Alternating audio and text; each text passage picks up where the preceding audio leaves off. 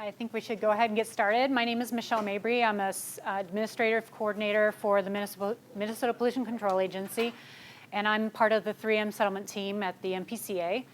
And I'd like to welcome you to the East Metro Rural Water Drinking Water Options Forum. This meeting is being hosted by our settlement team as well as Washington County, Wood, and Department of Health. So the purpose of this 2-hour meeting is to go through water supply options for those communities that are predominantly or solely on private drinking water wells. Next slide. So the thought of this meeting, as far as the agenda goes, is we would like to just do a brief introduction, welcome, an overview of those options ranging all the way from private well options to community systems. Then we would dive into the perspective of the owners or the operators for rural water systems and homeowners associations. Then we'll follow that with a 10 or 20-minute break to ask questions. There's some maps at the back of the room to peruse at your leisure. And then we'll dive into the second half of the meeting, which goes through considerations for those each of those options from private, leave those systems in place, treatment at private wells, all the way up to systems and what those considerations would ultimately be. And then we would go through what are the next steps and how can each one of us assist you with needs in the future. So with that, next slide. As I introduced myself earlier, Minnesota Pollution Control Agency and DNR, Department of Natural Resources, are co-trustees of the 3M settlement, as everyone probably is already aware of. The 3M settlement work group also includes Rebecca, our project hydrogeologist, and Corey Matheson, our systems engineer. And Gary Krieger is running here from another meeting. He will be here soon, but he's our unit supervisor. Minnesota Department of Health, we have Carla Peterson in the audience and Lucas Martin. Washington County, we have Stephanie Suter. And Stephanie, do you want to introduce who else is with you today? Yep, Stephanie Suter, Program Supervisor with the Public Health and Environment Department. And you guys want to introduce yourselves and then Yep, I'm Alina DeGrotto, I'm a planner with Public Health and Environment as well. Marie Hoffman, planner. I'm Dave Rummel. I'm the Deputy Director for the Department of Public Health and Environment. I'm Lowell Johnson. I'm the Director in the department. And then we have our contractor, Wood Environment, and that is led by Shalene Thomas. Right, with Shalene Thomas, with Wood and contractors for the settlement team. And On the phone is Brian Hamrick. Say hello. Hello, Brian. Hello. All right, next slide, please. So with that, not much further ado, we'd like to dive into the overview of options, which will be a high-level overview of the options that are available to communities that are dealing with private water supply wells. So take it away, Brian. All right, thank you, Michelle. As you mentioned, we're really just doing a brief overview here of the different options we're considering for the rural areas.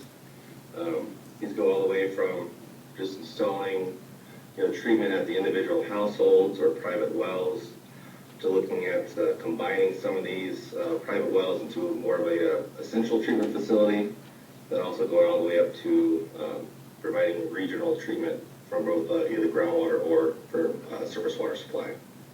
Next slide. For the point of view systems, these are pretty similar to what you might buy at the grocery store, to either like install at the faucet itself, or maybe underneath your sink.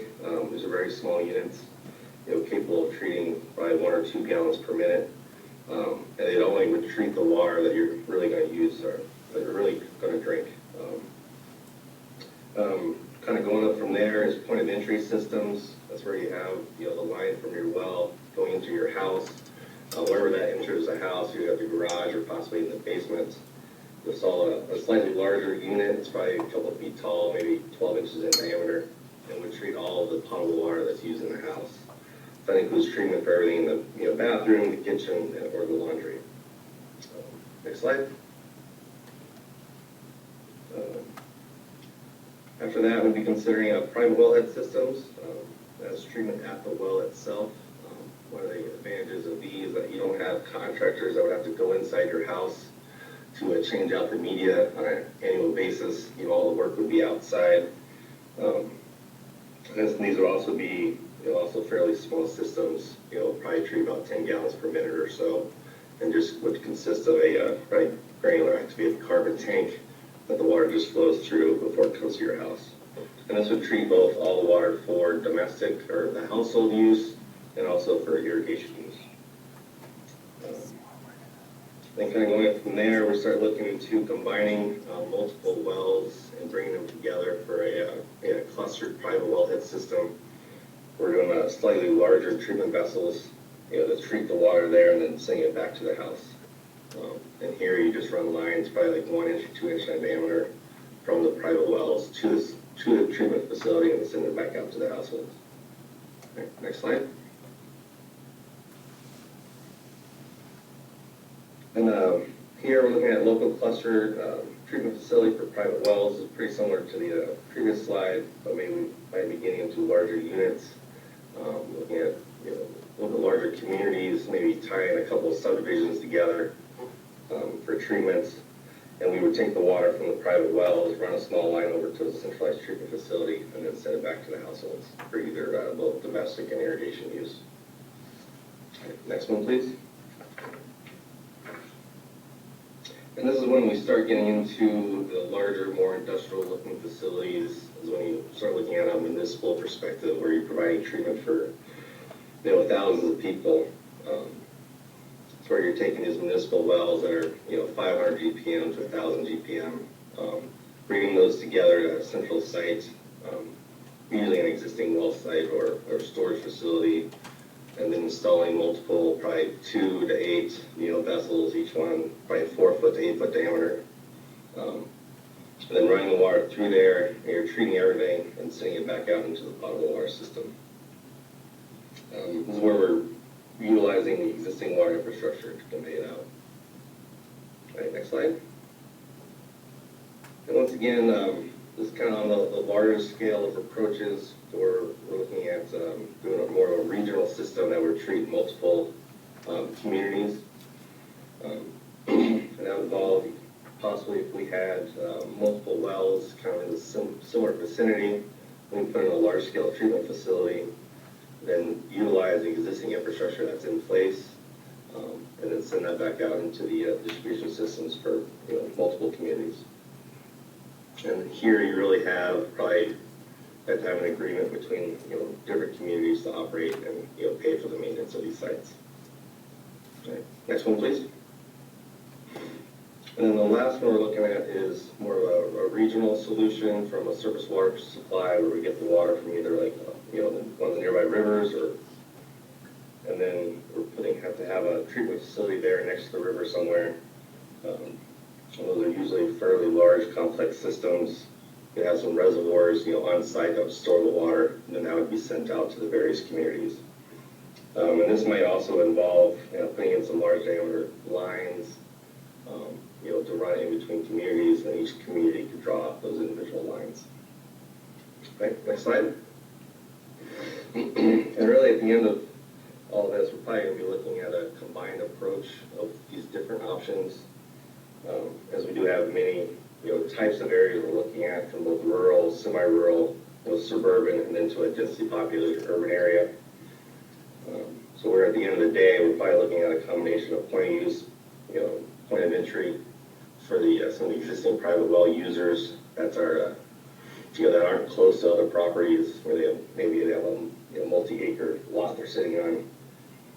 To probably also doing some sort of bringing some of these private wells together for doing centralized treatment and getting some of the economies of scale that you get with doing larger treatment facilities, and also to possibly doing a regional water supply as well for the areas that are already kind of densely packed in. Okay, that's all I had. Thank you very much. All right, so now we go into the operator's perspective, and we're going to be having Jason Oberby with Lincoln Pipestone Rural Water System speak to his experience with a rural water system.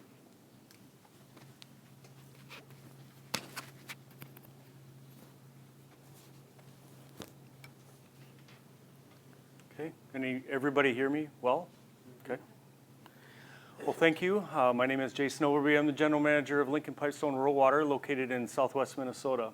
I gave a similar presentation earlier this year around winter, and apparently I didn't do too bad. They invited me back. Appreciate Carla for inviting me back. So I guess my job is maybe talk about a little bit about rural water systems and how they function and are formed and how they can exist. Getting back in time, in the 70s, the Safe Drinking Water Act was generated, and it was mostly focused on cities. They filled a niche with the formation of National Rural Water Association to deal with those that were outside of the cities and that were needing some funding and resources. And that was formed in '76. Minnesota Rural Water Association was formed in 1978. And along that time, with the states developing their rural water associations, individually, like ours, were formed in 1978. So, go ahead. Give you a perspective of what's happening in the state of Minnesota. There's currently 6 rural water districts and 1 regional rural water system that's actually outstate that comes into Minnesota. The 3 of them are up north and 3 of them down south. The purple one is Lincoln Pipestone. We're the largest rural water system in the state. We're also considered a multi-county district, and I'll get into a little bit into that here in a little bit. At the very bottom is a yellow line. That is the regional rural water system. That's coming from South Dakota.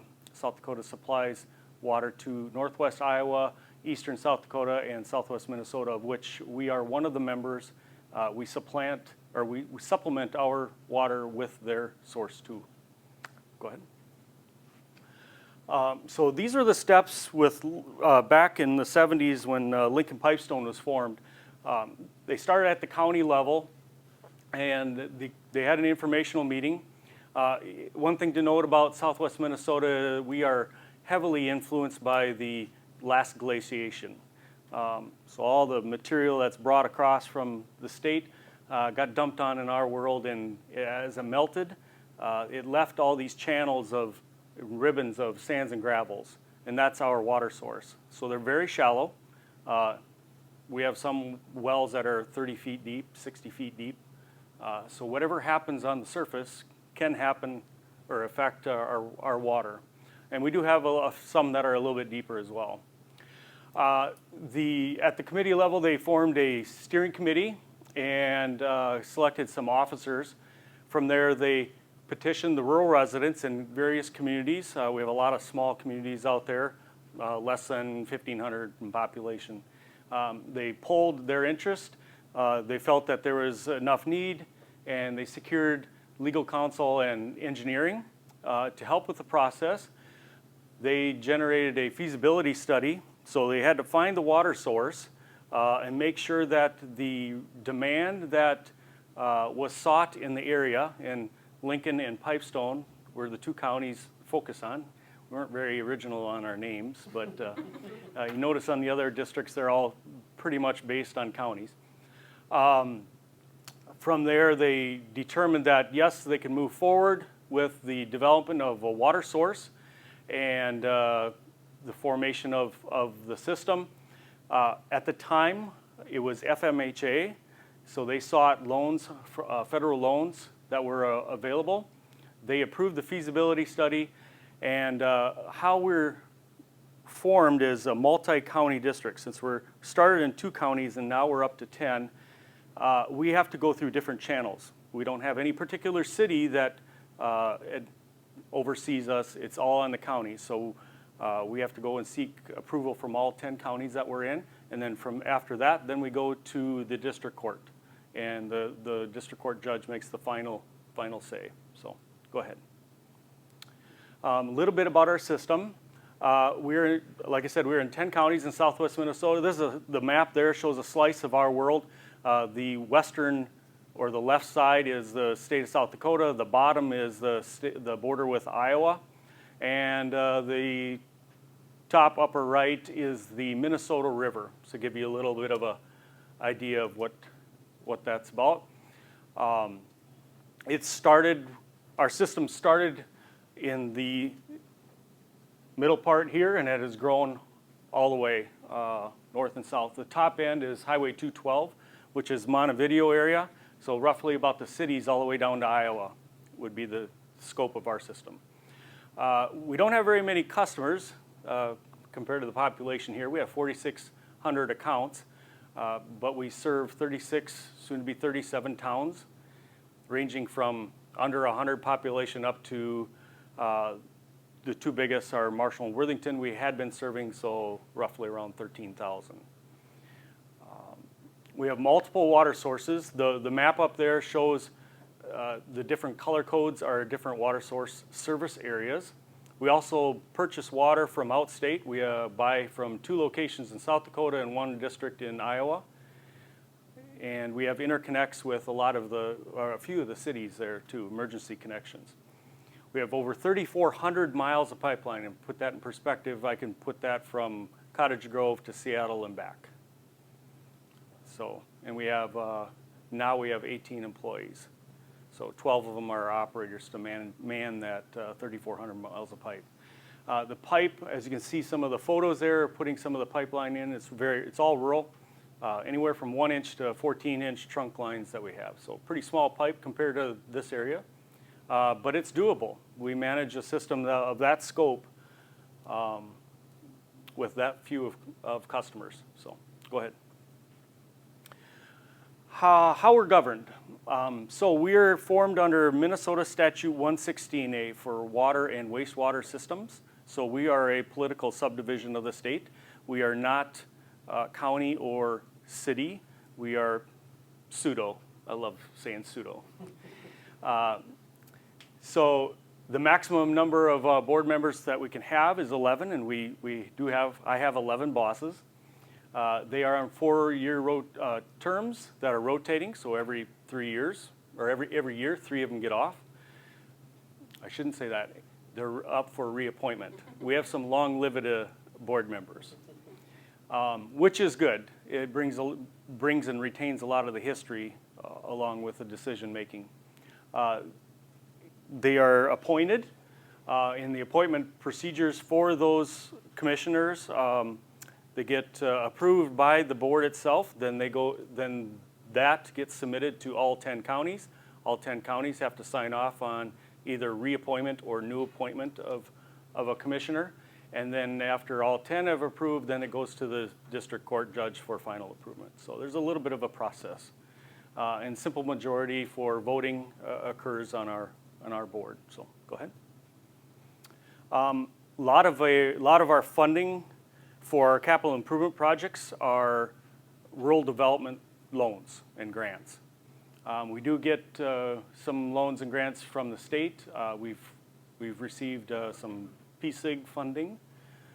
Department of Health has provided us with some funding as well. But for the bulk of it, our main capital improvement projects are RD funded. All of our revenue that we generate from water sales is what assists us in our operations. We do not have taxing authority, but we can assess through approval from the district court, we can assess hookups to our rural water customers. So, okay, go ahead.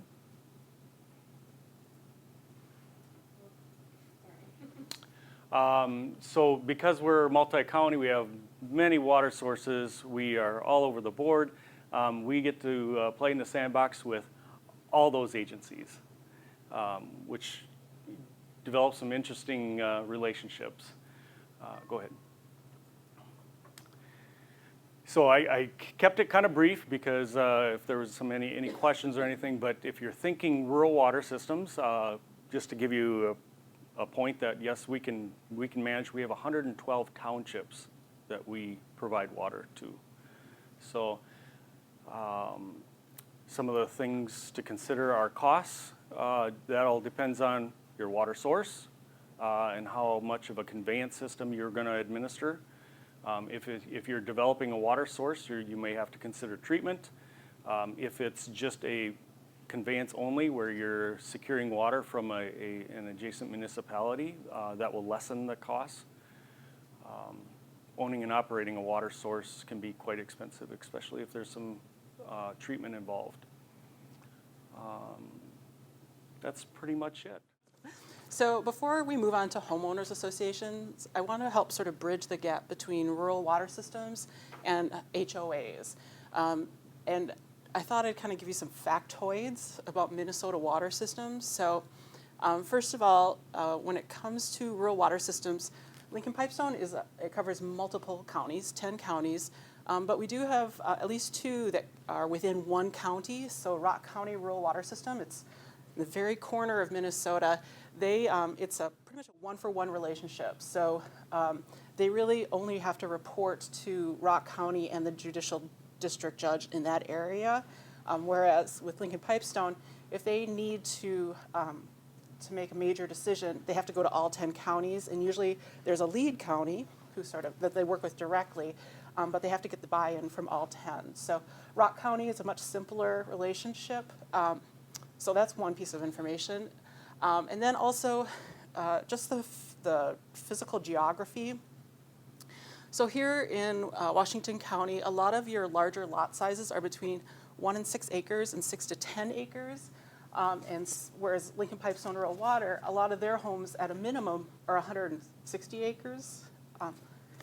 And so just to understand the scalability that Lincoln Pipestone Rural Water is a true rural water system, but you have the sort of density here that you could be sort of, it's a mix between rural water and municipal water when it comes to the physics of the system. So you could use slightly larger pipes, you could probably have some water towers, but it's still doable. It just looks a little bit different. Townships. So we have at least 8 townships in Minnesota that have their own water systems. So this is not new to Minnesota. Some other people have done this before. And in fact, a lot of them have done it because of contamination issues. So Carleton County, there's one proposed township water system that is because of arsenic. And so we're not starting from scratch. These discussions have happened other places in Minnesota before. And I will say, one of the nice things about the statutory authority, Minnesota Statutes 116A, that the rural water systems operate under, it's incredibly flexible.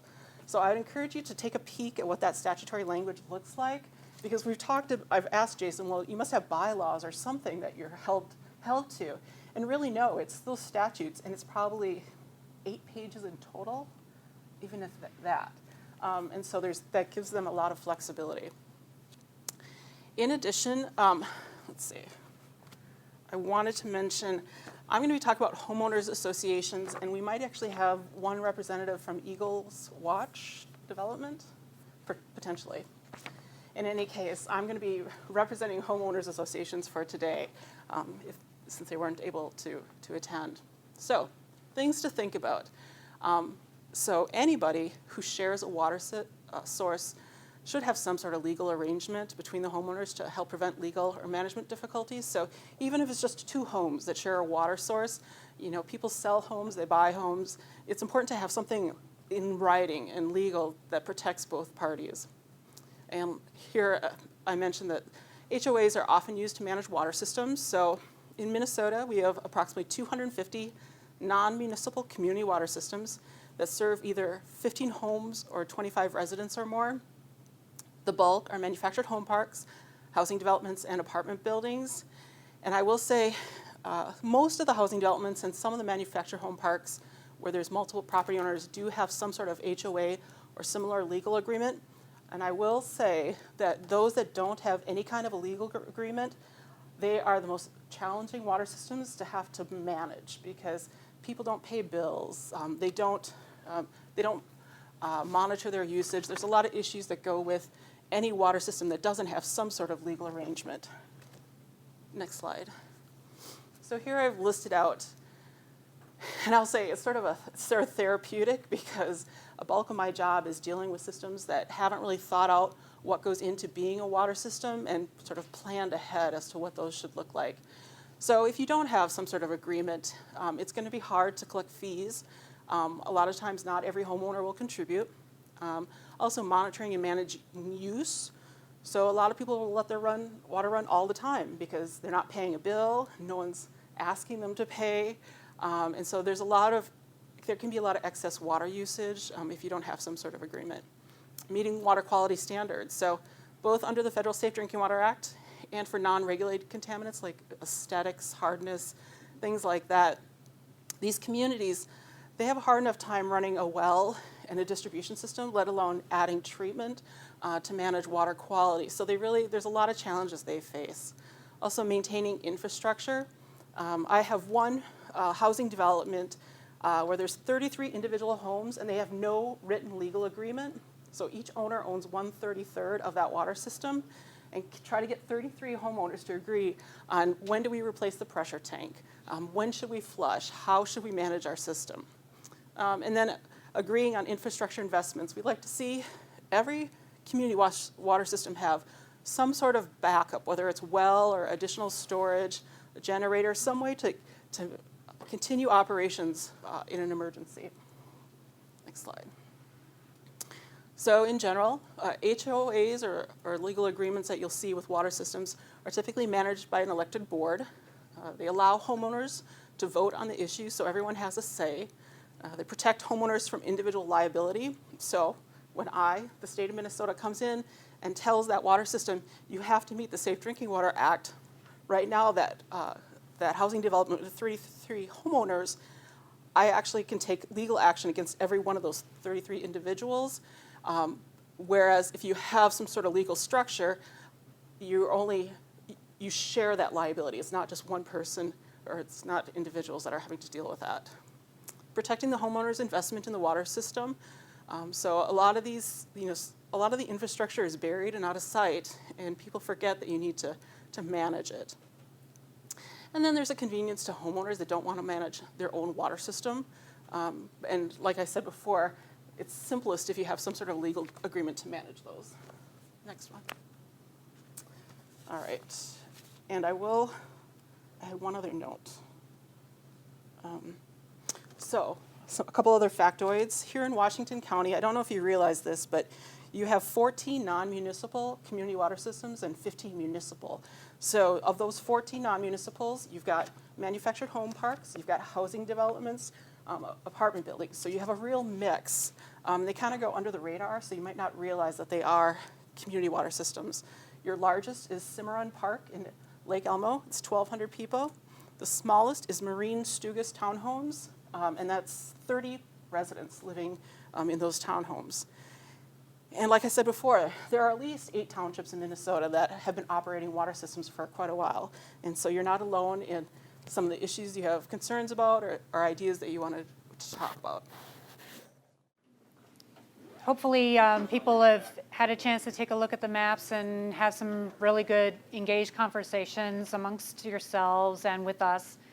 So without further ado, we're going to now dive into the considerations for private well treatment all the way up to municipal supply. So with the first part of this section, the second half of the presentation, we'll turn it over to Carla Peterson with Department of Health. All right, are we good? All right, so I heard some questions floating around over break, and I thought before we move on, I just wanted to quickly add some additional information that people might not be aware. So I will say one of the nice things about a rural water system is oftentimes it can go in much more quickly than a municipal system. So because you don't have that high density of homes, you can actually put in the water main in the right-of-way. You don't have to dig into the street unless you're crossing the street.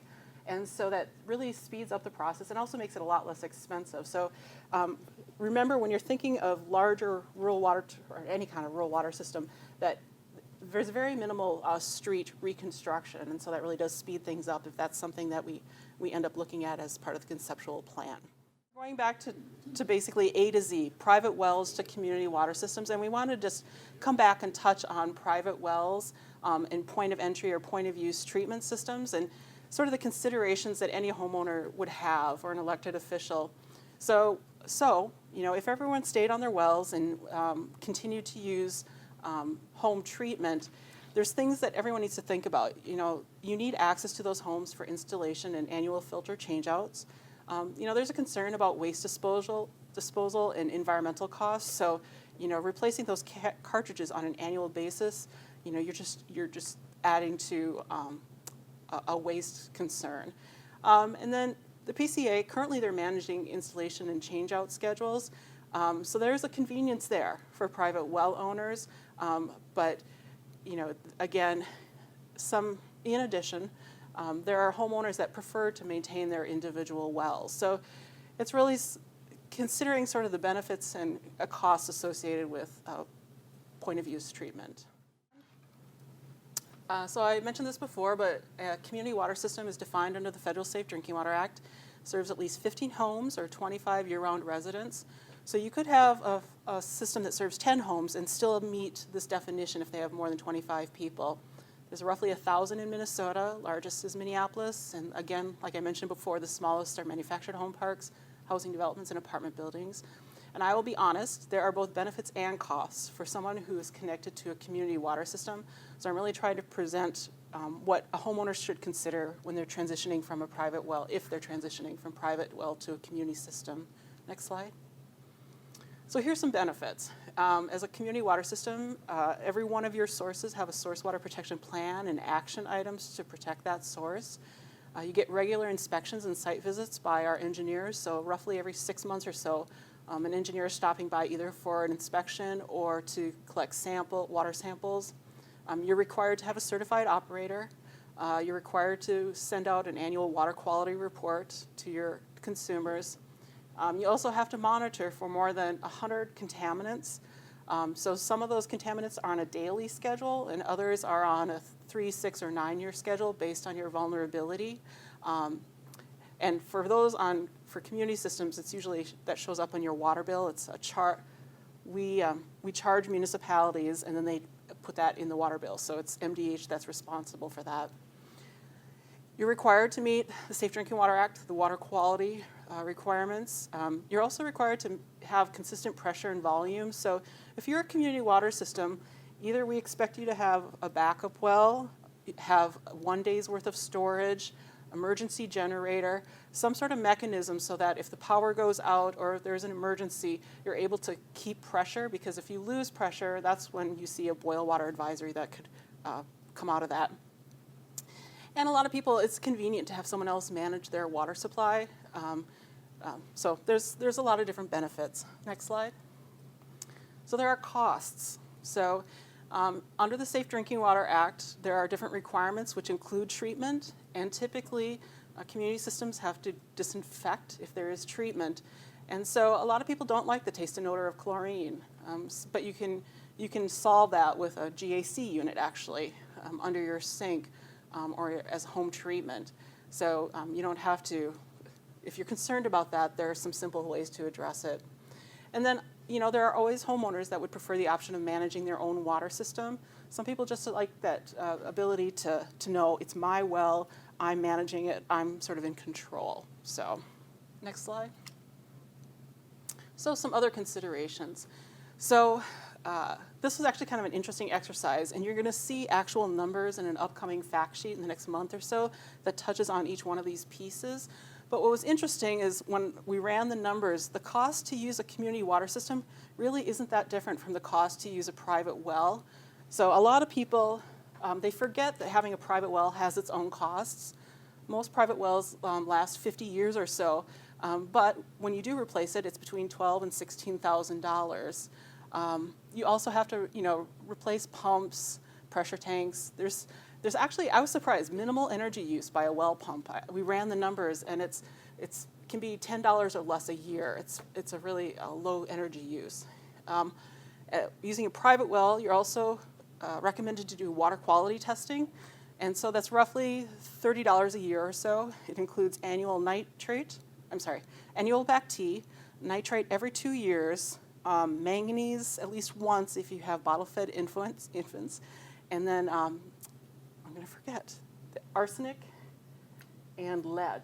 Lead is another new one that people are looking at. So that's 5 contaminants that, as a homeowner, you really should be testing if you have a private well. And what was interesting, service connections. So roughly, there's a huge range, but kind of, when you drop the cost in the middle between large lots and small lots, it's around $16,000 for a service connection, which isn't that different from the cost of a well. And most people don't have too many issues with their service connections, but you can have breaks or issues in that service connection that need to be repaired. And then system billing, which again I mentioned before, the water quality testing under the Safe Drinking Water Act, it falls into that system billing for municipal systems. And what was really interesting, there's a real range in costs. And so, let's see, Cottage Grove is on the high end. They're about, for an average household, it's about $340 per year to get municipal water. Newport, it's closer to $110 per year to get public water. Woodbury, you're a bargain.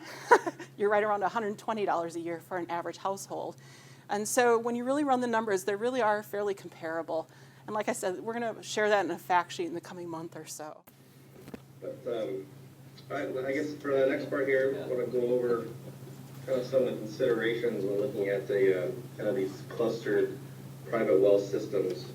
The water system was less than 25 people, which is approximately about 9 homes. We're looking at the kind of the average population per house out there, 2.7 people. So we're looking at for 8 homes, you have the same kind of water quality or water regulations as you do for just a private well.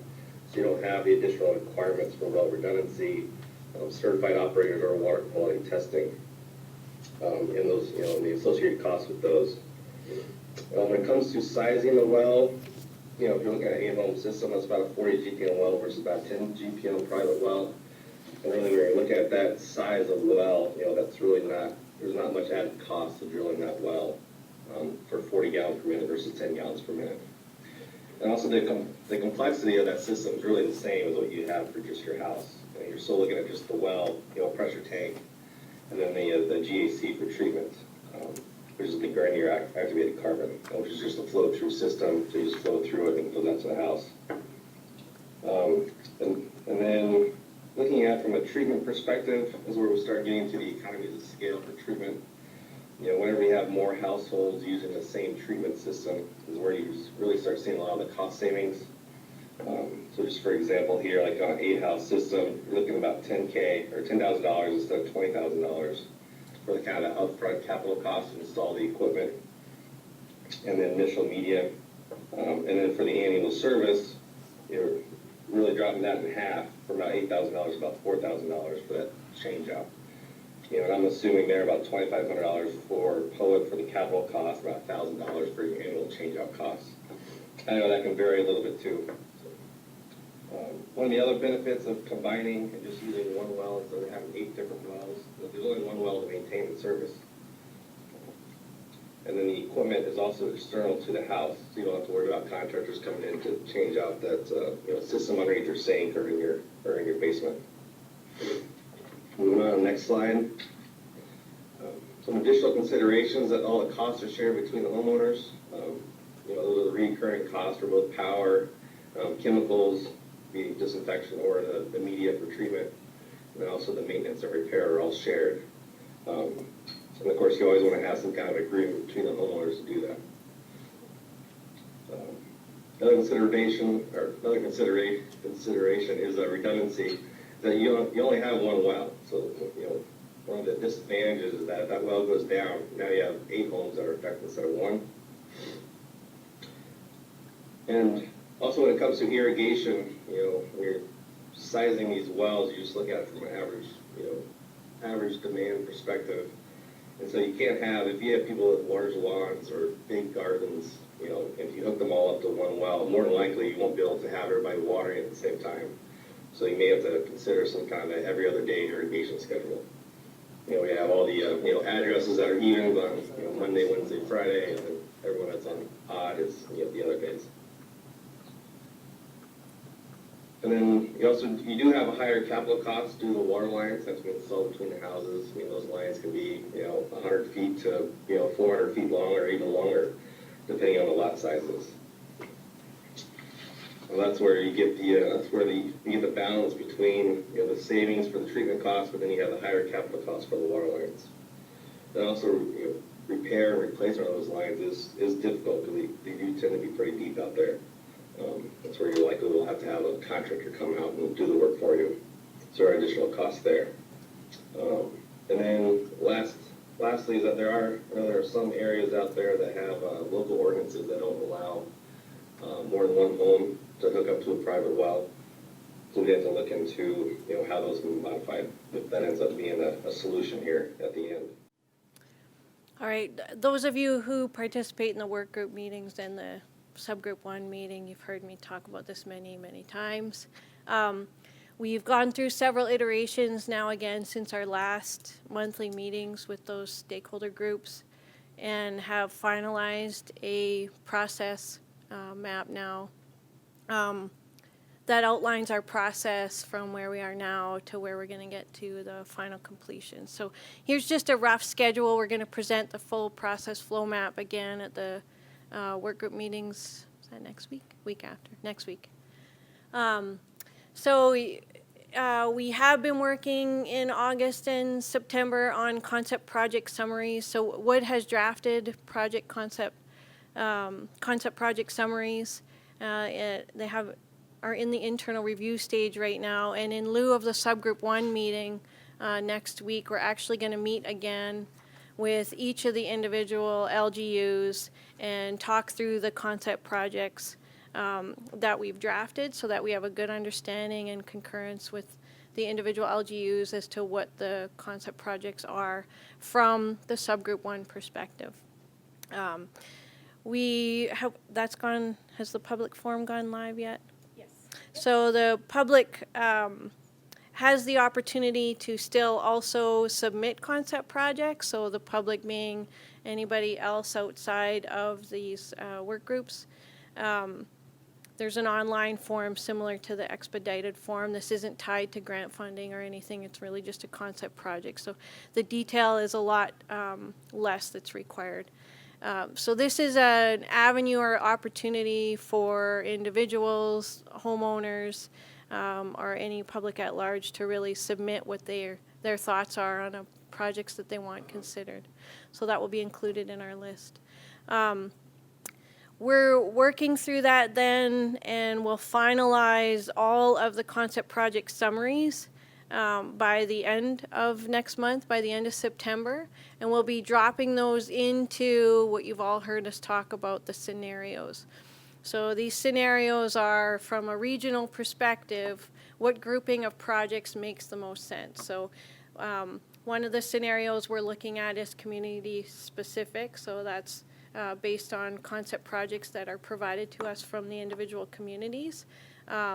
If there's communities that haven't submitted any, Wood will feed in what we feel is best for those communities if they haven't submitted anything. Then we have the treatment option where we just provide treatment to the existing systems that are out there across the East Metro. We have one that looks at an integrated option. So this is Wood's thoughts on what the concept projects might be or are best suited for the region as a whole.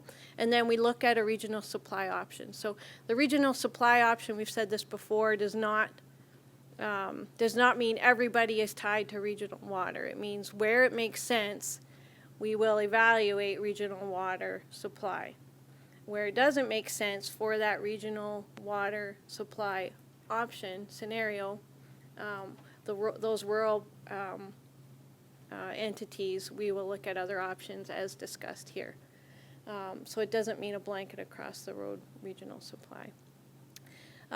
So we'll be putting those into the 4 buckets, and then October through December, starting with October, November, you've heard a lot about the infrastructure hydraulic modeling that we're doing.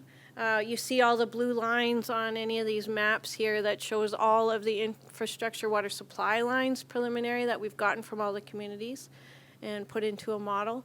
So we'll be looking at that for each of these scenarios, along with the groundwater model that has been developed and is finalized, the conceptual site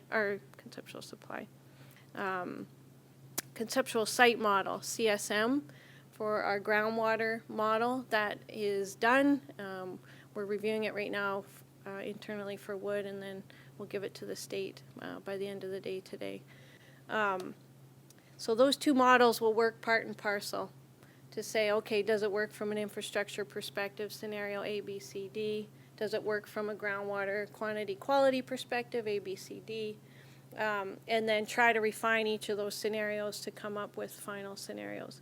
We intend again to meet with each of the LGUs during that week of the October meetings. I think I have October 15th to 17th, around that scheduled time, to sit down again with them to walk through where we're at in digesting that with the each of those models. Once we come up with the final scenarios, that's when, where's Dave? That's when we're going to be pulling in costs to try and develop a cost for the overall scenario with the concept projects within each scenario. And by December, our goal is to provide the preliminary results summary matrix. We do have a public meeting or meetings planned in October. I think the state agency is still working through what that might look like, but that's the intention, is to have a meeting in October to talk through where we're at by that time frame. And then in the January-March time frame, we'll have the draft concept drinking water supply plan draft done in January for review through iterative process, finalizing by March. And also the last part of that is using a matrix to compare our criteria and rank each of these scenarios as a good, better, best options. So more to show schematically on that. You can hear us drone on about it again at the work group meetings. All right, so many of you are probably wondering what the next steps are for all of you. We're, like Shalene said, they're going to be coordinating with SG1 members during the week of, or during next week, in lieu of that regular SG1 monthly meeting to go through concept projects.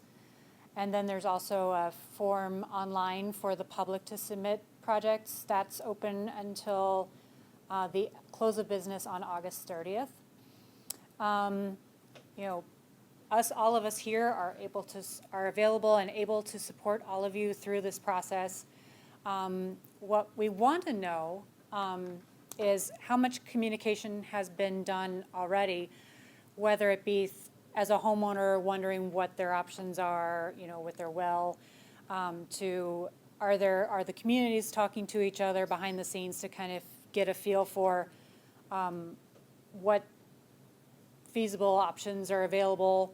Has there been any outreach? We just kind of would like to get a feel for, you know, has that outreach and communication already been happening as we continue to have these meetings going forward with the advent of the drinking water supply plan and those monthly meetings that support that effort.